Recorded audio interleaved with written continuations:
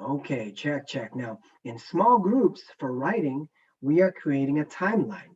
A timeline lists important events in a person's life, beginning from their birth to the time of their childhood, as they grow up, all the way up into the future, and in some cases at the end of their timeline. But in this example today for writing, we are going to be looking at a timeline and we're going to play an experiment to write down some fun parts of our life here. Now, the reason why I say experiment is because I want you to play with the graphics. I want you to see how you can use the graphics, where you can type, how to do it. Now, the most important part is that you try. You don't have to fill everything out and make it really long.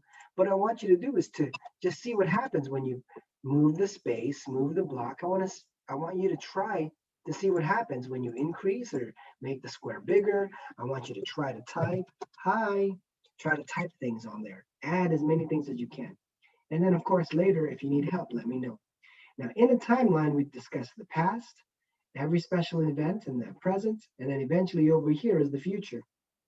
Normally, you would write a date. So, for example, here, let's just say this is 2005. And then here, naturally, this comes later after 2005. So I would put, maybe 2006. Maybe this can be 2014. What you will notice is this is the decreasing part of the number line, and over here is the increasing part of a number line. And in a timeline, there's always order of events. Would be the past. 2005 is the past. This is closer to the present, 2014. But if I were to make this the future, I could make this 2030. So when you look at a number line, make sure you look at the past all the way to the left. That's the beginning. All the way to the right is the newest date or most current dates. There's no specific order of where you can put some special events. And there's whatever you feel is important to you or special to you, please write those. You don't have to write a page for each event. For example, here, maybe you can talk about a special birthday party. Maybe you talk about a vacation that you went with your mom and your daddy, or maybe a school memory, or maybe a memory with your friend. So these are just some examples that you can add for these special events. Just make sure you add also a date.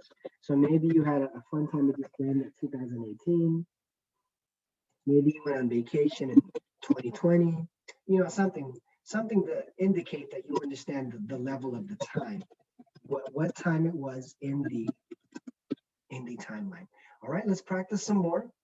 And as long as you experiment with the link and try to see how you can type in the squares, you're going to be great. I'll be here to help you as you fill your timeline in. Thank you for listening.